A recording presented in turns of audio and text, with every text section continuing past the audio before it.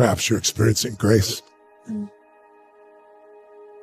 know, often I can sit and cry with no one there, thinking about how I was born, what I was born into, and who I get to be today in people's lives and my family.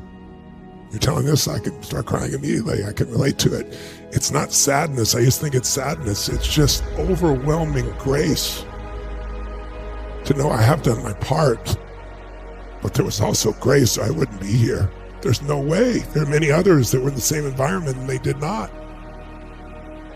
But instead of what's wrong with that, I look back on that and I just feel such unbelievable gratitude. And it makes me remember that it's not just me. And that makes me even more connected to a higher sense of purpose. That whatever God has put in front of me is there for a reason, whether it's another human being or whether it's a challenge or a problem or an opportunity. And it's my job then to take advantage of the grace that's there, find a way to utilize it for something even more.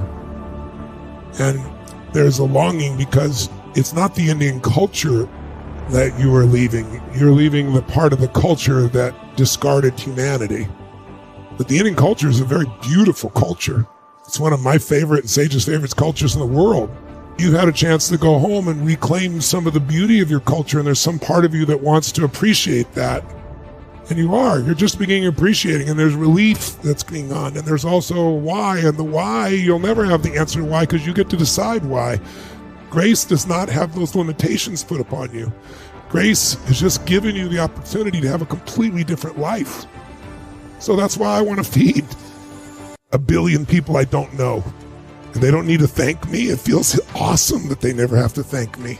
They don't even know I'm the source of it. All the children in India that I provide water for, Sage and I, 250,000 people every day. They have no idea that we're the source of that. I don't go there so they can thank me. I just know grace has been there for me, and so I want to be a source of grace wherever it's needed that I can. And it shows up in all kinds of ways, and whatever way shows up, we feel the call and we do what we can to make a difference. And that perpetuates the grace, in my opinion.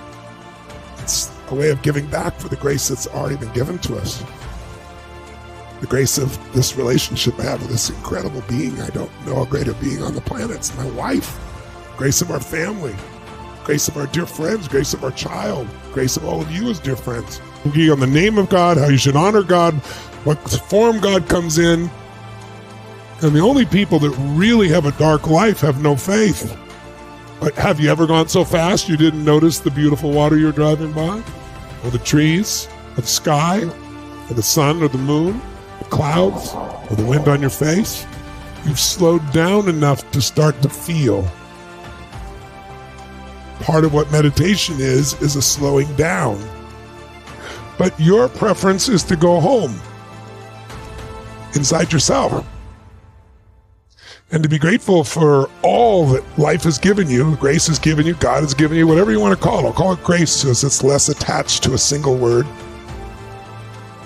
I call that the universe's grace, God's grace.